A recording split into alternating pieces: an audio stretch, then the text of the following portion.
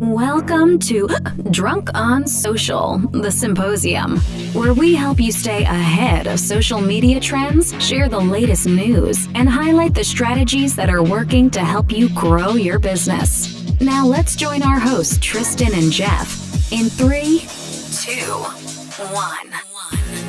Ladies and gentlemen, boys and girls, social media wannabes and savants and all of the above, welcome back to episode number 7 of the Symposium, brought to you by Drunk on Social. That's right, I said episode number 7, and I think Tristan's got like 7 things to talk about today, so let's not waste any time with my stupid intros. Let's get right into it, my man. What do you got? Where do you want to start first, buddy? Well, I'm actually excited that we made it this far. You know what? Even if we have 0 viewers and listeners, we'll still just record them. I mean, what the hell? Dude, that's very true. That's very true. But look, you know why I love these? Because I learned so much, because it forces me to dive deeper into it. Yep. And I'm like, dude, let's start with the hottest thing right now. Okay. Which is Clubhouse. And people are like, yeah, but it's only for iPhone. Hang tight, because they just secured Series C funding, which values the company at $4 billion. This is a company that is a year old. And they're valued at $4 billion. Dude, that is insanity. What does that really mean in the grand scheme of things? So it means that, well, the most obvious thing that it means is that because people, you and I and other people, are gravitating to audio only, right? That means they're saying, hey, this is valuable enough for us to come in and make it bigger and offer it to a bigger audience, right? This is why it's important to pay attention to this, because this, in essence, is almost starting in reverse of what we're used to seeing all social media start like, right? Social media typically starts with elementary, junior high, high school. This is the complete opposite. True. And it's growing super fast that now they got enough funds to say, like, okay, great. Here's however much millions we're giving you. We're valuing the company at $4 billion. But more importantly, here's what they're focusing on. They're focusing on this with the money. They're saying, this is specifically from Clubhouse. It's one little paragraph, 2 sentences, or 1. It says, the funding will allow us to heavily scale our teams to support international growth, invest in localization and accessibility features, launch more programs like, this is important because we talked about it last time, the Creator First Accelerator to help creators get paid, invest deeply in discovery to help people find the best rooms, that's important, and continue to scale our support and community health teams. That's it. They didn't say anything about Android, but I can guarantee you they're already working on it. That's gotta be coming, because that's gonna probably double or triple the valuation. Yeah, that's going to easily double it. And dude, like you said, you're right. It's going to probably triple it, because the amount of Android users are just that much more around the world, right? So the cool thing that I see there, that I told you last time, is that it's important to pay attention to these social media companies to see how much they invest in creator programs, because this is why YouTube keeps on succeeding at such a high level. I look at my TikTok funds and I look at my YouTube funds, and they do not compare. I make about $500 a week on YouTube, and I don't think I've ever made $500 ever total on TikTok ever. Yeah. Right? I think I'm at like $40. Sure. And that's a big difference. Well, just in the creator fund, I don't want the audience to lose sight of the purpose of social media, and because I feel like I have to defend TikTok now. Like I love it. You you don't just make money. In fact, almost none of us are going to make money as an influencer. I'm getting free product. That's the equivalent of me making money, but that's not why I'm doing it. I'm doing it because the reach and the brand has created opportunities for growth, which has grown our business out, beyond our wildest dreams. So let me just clarify that. But I think it's important because I think for the influencers that are listening to this, I think what you're saying, and my next question to you is, when it comes to Clubhouse specifically, I'm not on it much. I'm not going there often. I get invited occasionally. I don't usually make a lot of time for it. I haven't recently. Have you? Have you been on it much? Yeah. At the nudging of my wife. So I'll give you a story, because my wife's the one who said, hey, you know what? Throw everything out the window for Christmas and the end of the holiday, January. You're going all in on Clubhouse. I'm like, okay. So she'd be like, are you on Clubhouse? This is my wife, literally. She'd turn on my phone, get on Clubhouse. And I was like, okay, fine. So lately, she's been doing the same thing. She's like, go on Clubhouse, go on. I'm like, okay.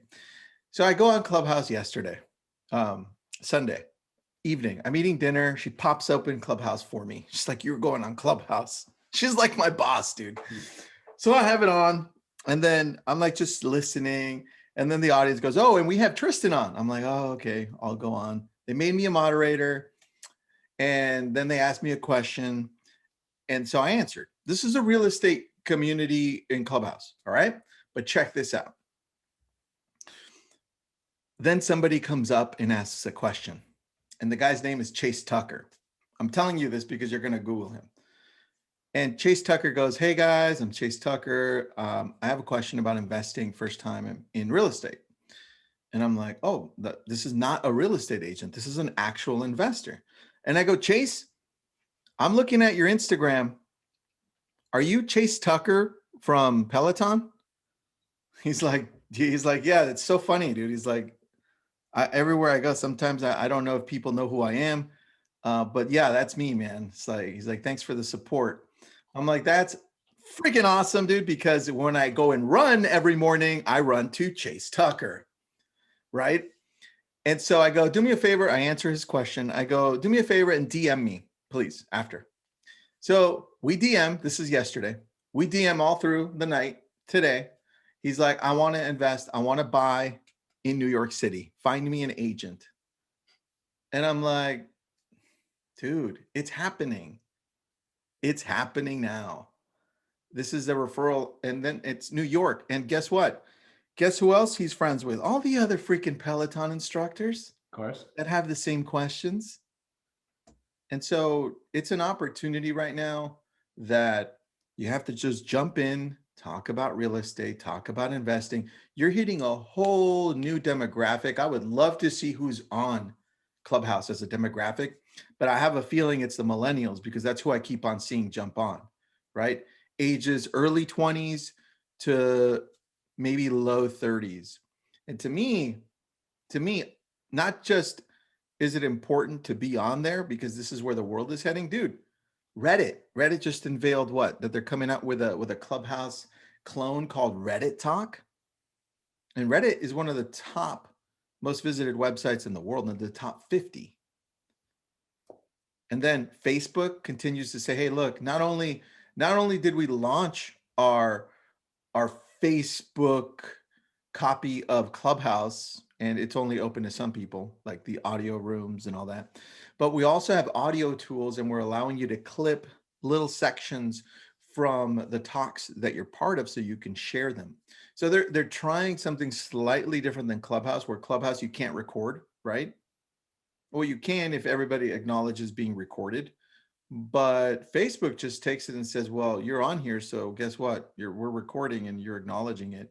They're going to test that out to see how that works. And the ability to send out these little snippets of, let's say you and I are in a mastermind inside of one of their audio rooms, throw it into Facebook and say, hey, look, check out this 1 minute. This is what you missed. Tune in next time. That's pretty powerful too. So I'd like to see if Clubhouse eventually goes that route or if they don't. But dude, if all the rest of the other companies are jumping on, there is something here. there is something here massively that we're not completely paying attention to. Well, I think that's important to point out. And I want to go back to this Chase Tucker thing, but I want to stay where we are for a moment, because I didn't know who he was until I just Googled him, until you told me who he was, because I'm not a Peloton owner. But let's talk about that real quick. And I think this is a really important social media strategy, because this is why you're here. This is why you're listening, because you want to stay out ahead, right?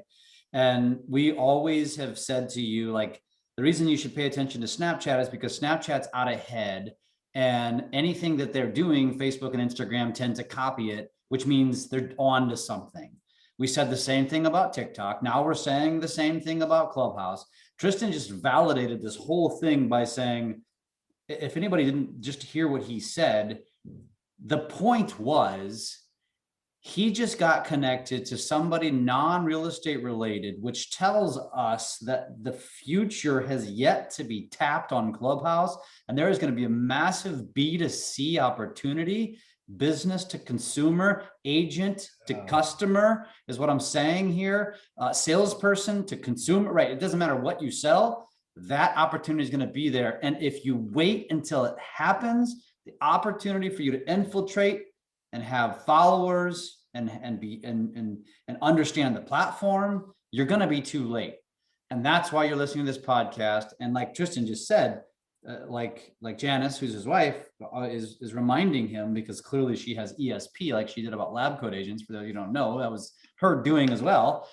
The point is, she's saying to Tristan, just stay involved, because it helps the influence, it helps people see you, allows you to build some authority status. And stop. I was going to stop right here, because I'm not Tristan. You're not Tristan, those of you that are listening to this. So odds are, when we go into a room, not anyone's going to necessarily notice, which is why it's important for you. And I'll even ask Tristan this question, why it's important for you to start your own rooms and be kind of that influencer. Don't lose faith if you only have 5 people join the room, or just 2.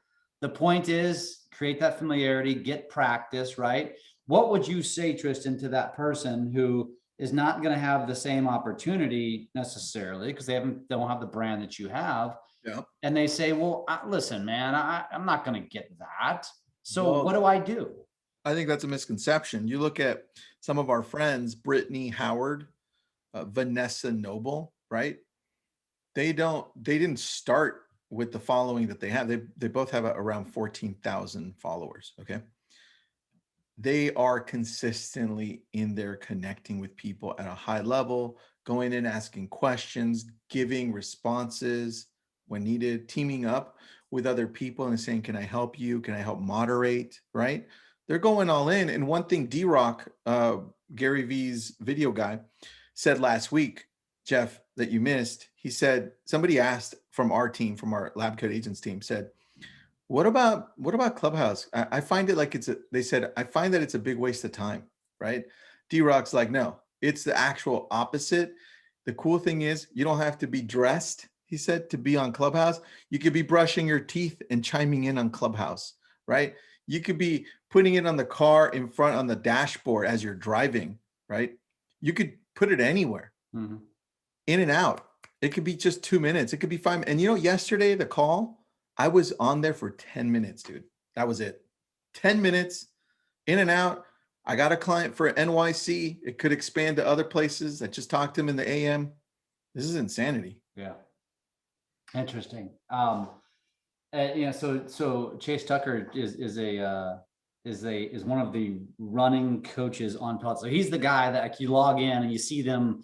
Most people see the bike. You don't see commercials as often for the treadmill. You have the treadmill. And so he's one of those people. And he's your coach. He's the one motivating you, not one-on-one, but that's what happens, right? Yeah, as a community. And dude, there are 3 million members to Peloton. Right? I guess these coaches are making good money. That's why it was a surprise to me when I asked, but this is the coolest part. I said, Chase, do you own any real estate? He said, no, but I want to. Fascinating. What was the title of the group? There were 89 people when I jumped in, and it was real estate. Dude, I don't even remember. It was just It was just real estate related, and I just jumped into it. Was it random, or did you know the person? Did you know somebody moderating? I didn't know anybody in there. I just jumped in. It's interesting. It's fascinating. It's awesome. Love it. Yeah. But dude, if you're not on Clubhouse, I don't care if you don't have an iPhone. Go get an old iPad. Go get somebody else's iPhone. Just jump on there, please. Do yourself a favor and understand the world that's coming, because as soon as Android comes, it's just going to be even more beautiful. Yeah. So just pay attention to that. All right, next. Remember I don't know what episode number it was. We brought up Facebook creating Instagram for kids. And I don't know what you and I said when we heard that. I don't even know if we agreed with it or not. But now child health experts are saying that's an absolutely terrible idea. You should just abandon that. What do you think, dude? I think I'll say the same thing I said to you off air. Like, that's going to stop the addiction to social media for children and as they become adults. I mean, come on, people. You're living in a fantasy land. Listen, if you don't have teenagers, which I do, and you think you're going to stop them, first of all, it's like, what's the analogy, Tristan, that I'm going to use is the pastor's daughter, right? What's the first thing you typically think of with a pastor's daughter? What ends up happening with her? She becomes a rebel. Always. Right? Why? Because they put her in a cage, right? And I know that's a terrible, it's not every preacher's daughter, right? But that's, you see it in the movies, right? Same thing here. You can embrace social or you can fight it. It's going to win. And so it's up to you to figure out how to embrace it so that it doesn't become an addiction, no different than alcohol, for example, or smoking or drugs, right? It's the same concept. I think that's dumb, but it doesn't surprise me. And I'm still going to allow my kids to be on social media with some supervision. I agree with you. I think it's dumb for this reason. I mean, we both think it's dumb, but for slightly different reasons. Here's why I think it's dumb. What about YouTube? Aren't your freaking kids on YouTube all day? Yeah. It's the same freaking thing. Yeah. Get over it, guys. We live in a new world. We don't understand the world that we're in, but our kids do. They're teaching us stuff. It's just gonna happen. Well, so that's a great point. The reason we're talking today is because of my kids. The reason why I have built an authority status on social media is because of my kids. And so again, it's like anything. It's like the inevitable real estate crash that's coming. Are you scared of it, or are you looking at it like you and I are and saying, man, where's the opportunity going to be? Because there's going to be a ton of opportunity, and it's the same thing here. So I don't know. Last thing I would say on that is change your mindset. Don't stop living with the scarcity mindset, and start looking at it from an opportunistic mindset, because there's opportunity there for you to also help your kids learn how to use social media in the proper ways, versus if you think you're going to hide it from them, they're going to go find it and they're going to end up finding trouble. I'll tell you right now. Dude. Oh my gosh, for sure. All right. And then look, if you have your kids on it, guess what's going to happen? They're going to teach you how to use this stuff. Just pay attention. Yep. Because they're going to know how to do this because they're on there all day. Let's switch over to one. It's like a blast from a very recent past. Jeff, do you remember Parlor? I only remember it because it was talked about during the election time. It's so funny because I'm naturally a rebel. When people tell me not to do things, I go and do it. And so guess what? I downloaded Parlor, right? Even though I don't go left or right, I'm like right in the middle like you. Mm-hmm. And I'm like, you know what? Screw it. Nobody's going to tell me what to do. I'm going to download Parlor and see what the hell everybody's talking about. So I downloaded Parlor. I didn't even put my real name. I just wanted to check out what was going on in that real world. And holy crap, that's a weird ass world. But Apple decided that they're going to finally allow them to come back to the App Store. And I'm like, is that even, is that even going to matter anymore? It's like they have no momentum at this point, right? Mm-hmm. It's just a point of showing you that Apple really controls the app world, right? It allows you to be able to grow or not grow. And I'm going to go back here to 2006. I think that was the year, 2006, maybe 2007, when the first iPhone came out. That's really what allowed Zillow, what allowed Facebook eventually, what allowed Instagram, what allowed Redfin, all these companies to massively grow, right? So that's where you really have to take on that perspective and say, oh, I understand now. Google, Android, Apple, the iPhone, that's who really controls the world that we live in. And that was the purpose of that, dude, because I thought that was funny. I don't think Parlor is going anywhere. Is it actually? I've never been on it, and I don't intend to. So, is there any? So, for our viewers, because this is the purpose of this, should anyone actually pay attention to it, or is it literally just for people who want to go talk about politics? I don't think at this point there's a need, but you can certainly download it and check it out. I think it's very one-sided. So like it's really heavily one-sided, and it's all about, it has a lot to do with conspiracy theories, it has a lot to do with, hey, this, only this, only this. So I don't see it as a place where we can actually promote anything or grow. But I could be wrong. I just think right now I'd rather focus 100% on Clubhouse if I'm going to choose, right? That to me is like that's a no-brainer. Yep, you got it. All right. Next, YouTube released a video recently, that very recent, like the last 2 days, that goes over how their video recommendation system works. And I watched it because I'm like, oh, cool, this is interesting. What does it look like, right? And this way you understand what you need to be doing. And here's how they figure it out. All right. I'm going to be reading to you a couple of things here so you understand. Number one is YouTube wants to make sure that there's relevancy in the videos that they recommend. So let's say Jeff made a video about real estate, and it was about a real estate property. Well, YouTube does two things. Number one, they look at relevancy score. They say, okay, how many other videos locally? So now they're going local to where this person is at and looking, are there? And which ones are hot? Which ones are hot right now? And which ones have a lot of views that are recent, right? Those are the two things that they look for. And because of that, people continually watch it. It's like, oh, that's new. Oh, I hadn't seen that. This is why they don't gravitate to the older videos. And it makes a lot of sense. Not only are they relevant, but they're newer. This way they keep the fresh content coming. This is why when I tell people, hey, look, it's okay to remake that video that you did a year ago or 2 years ago, because Google's going to love it. If it already did well, remake it. Right now you're going to be more relevant, and you're going to get as much or more love. And that's something Ken Posick said too. Ken Posick's got a great YouTube channel. Follow him. And he said, hey man, look, 2 years ago, I did this great video on a specific area in Orlando.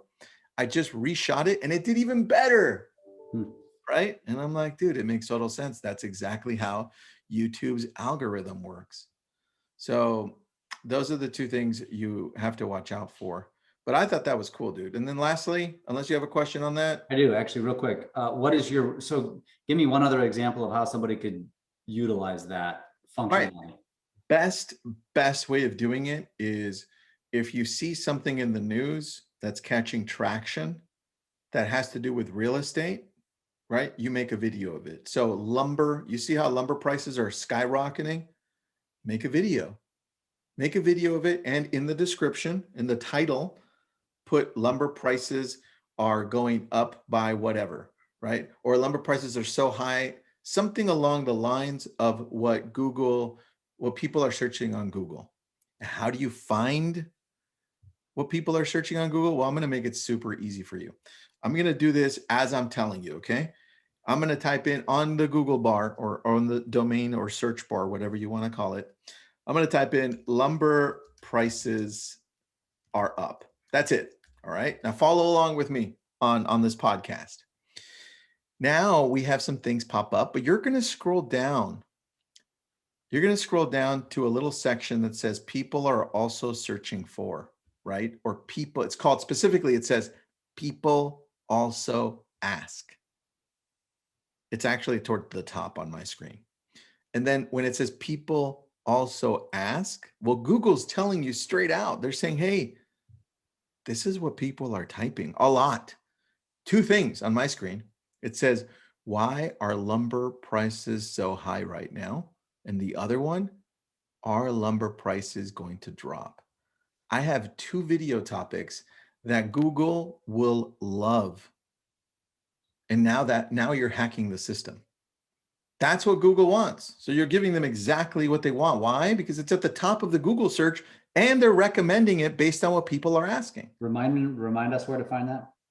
So you type in any term on Google or on the domain name.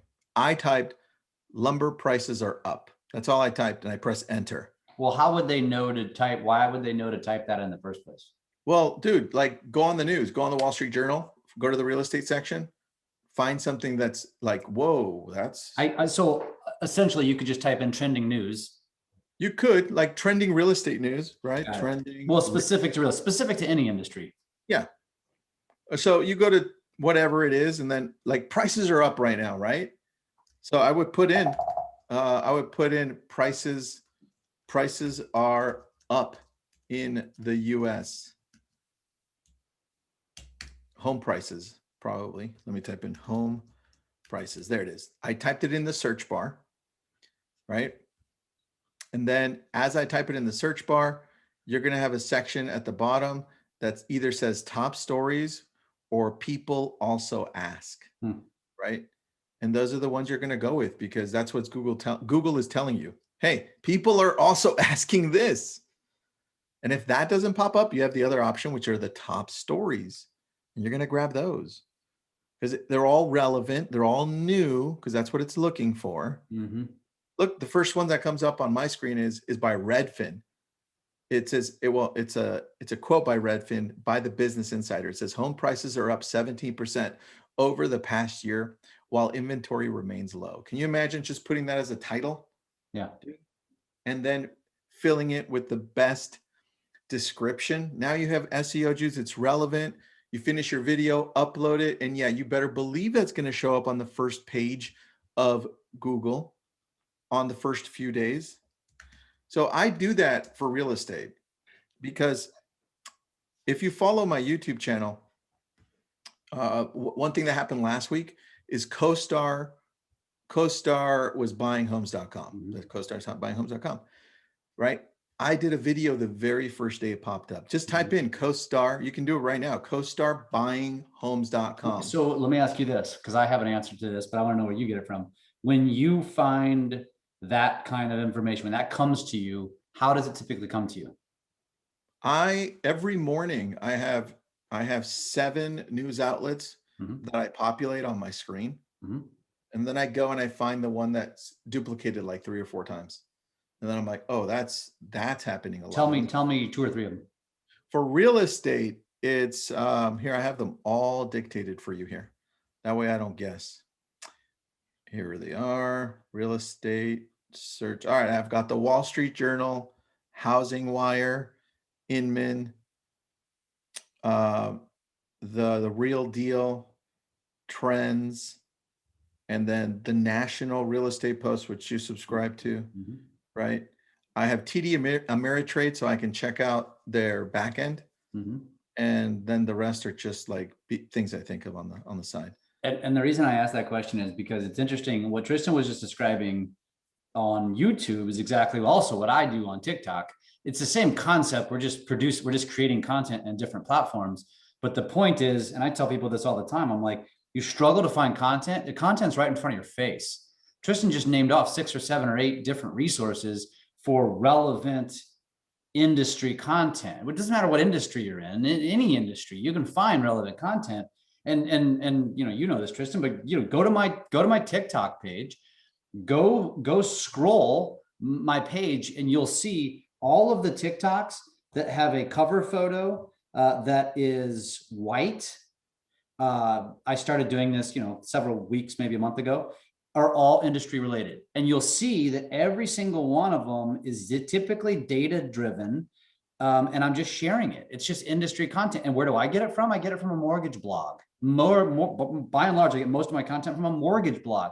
I don't read the blog. It's boring to me. But the first paragraph of every blog, Rob Chrisman is his name, is something industry related. That's One awesome. out of 7 times I find something interesting. I create content about it.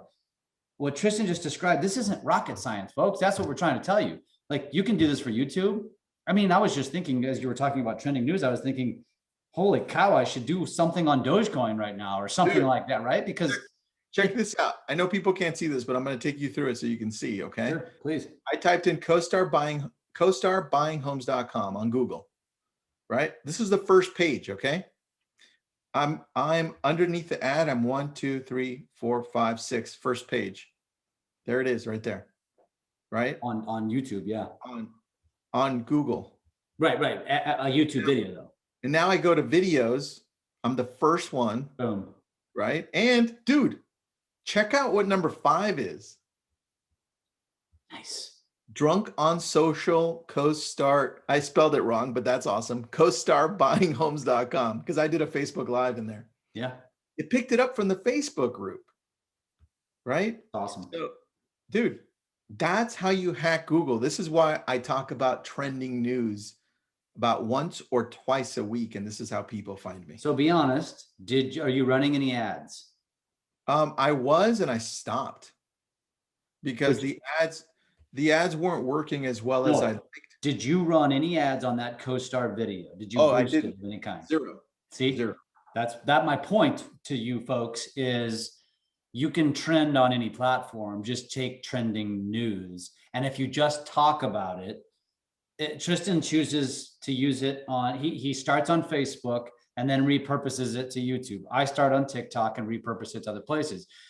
2 strategies, neither right or wrong, both will succeed, just different. And that's kind of, we kind of do it intentionally because we want to be experts on every platform, but so we're sharing duties.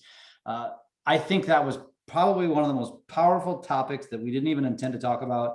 And I want everybody to take that away from this. You have so much content that is available to you, and it's so much easier than you realized. And guess what? You don't even have to subscribe to those services. Just follow me and Tristan, and we'll just give it to you. And you can go reduplicate and copy what we're doing to your audiences. No one will know the difference, and you're very welcome. Simple as that. That's it. I mean, one last thing. Don't forget, if you're on TikTok, to visit tiktok.com/business. They're adding a lot of things there. One of their coolest things you can check out is resources.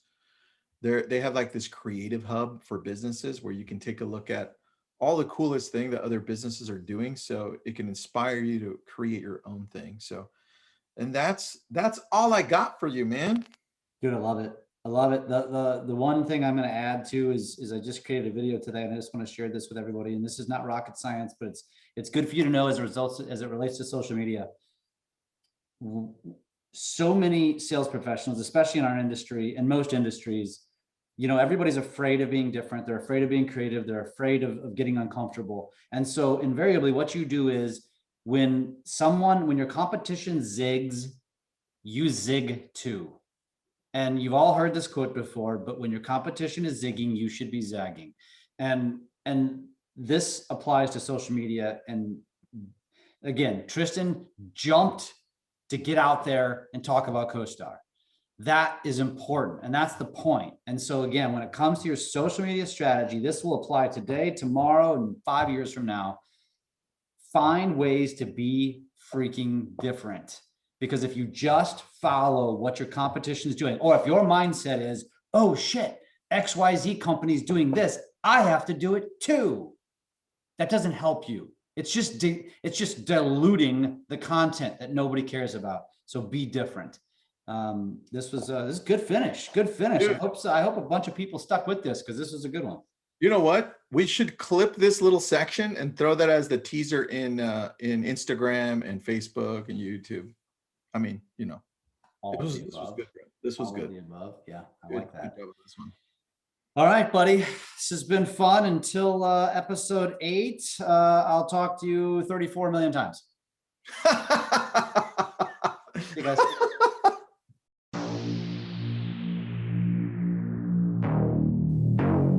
Thanks for listening to Drunk on Social, the Symposium. We are here to help you take your business to new levels through social media. Make sure to subscribe to get updates on new episodes and come join us on our Drunk on Social Facebook page. And as always, make sure you leave us a great review on your favorite podcast app. Feedback and likes are very much appreciated.